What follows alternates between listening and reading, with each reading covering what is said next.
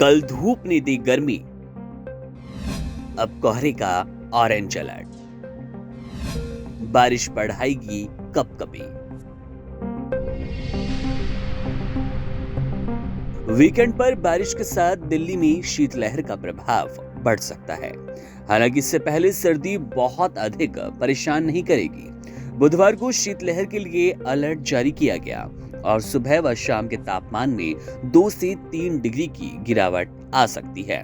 बुधवार की सुबह घने कोहरे के साथ दिन की शुरुआत हुई और 7 बजे तक ये स्थिति बनी रही, जिससे ये अनुमान लगाया गया कि शीतलहर की स्थिति अभी बरकरार रहेगी। मंगलवार रात से ही कोहरे की स्थिति बिगड़ने लगी थी।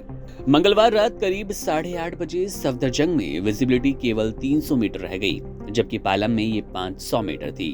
हालांकि कुछ ही देर में 8:30 बजे तक कई इलाकों में सूरज की किरणें दिखने लगी और 9 बजे तक चटक धूप नजर आई। धूप के साथ तेज हवाएं भी चल रही थी, जिससे दिन कुछ आरामदायक महसूस हुआ। कई लोग दोपहर 3 से 4 बजे के बीच धूप सेकते नजर आए। बुधवार को दिल्ली का अधिकतम तापमान 21.5 डिग्री सेल्सियस था, जो कि सामान्य से 2.5 डिग्री अधिक, जबकि न्यूनतम तापमान 7.4 डिग्री सेल्सियस रिकॉर्ड किया गया। मौसम विभाग के अनुसार 9 जनवरी को घने कोहरे का ऑरेंज अलर्ट जारी किया गया, जिसके तहत सुबह के समय अधिकांश जगहों पर घना कोहरा और कुछ स्थानों पर अति घना कोहरा रह सकता है। दिन में मौसम साफ होने की संभावना है और अधिकतम तापमान 21 डिग्री तक जाएगा।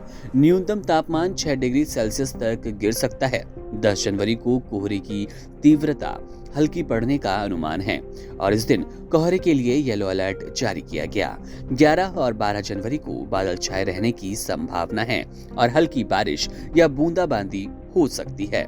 स्काईमेट के मुताबिक इस जनवरी में अब तक शीतलहर का कोई खास प्रभाव नहीं देखा गया।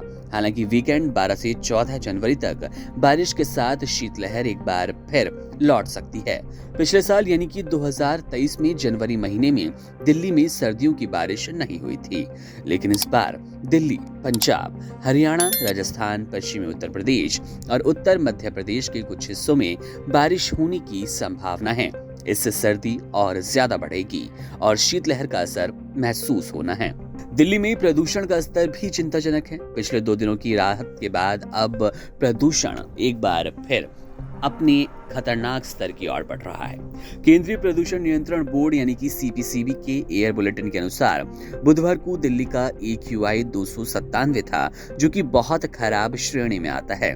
इसके अलावा फरीदाबाद का AQI 207, गाजियाबाद का 198, ग्रेटर नोएडा का 177, गुरुग्राम का 216, नोएडा का 161 दर्ज किया गया।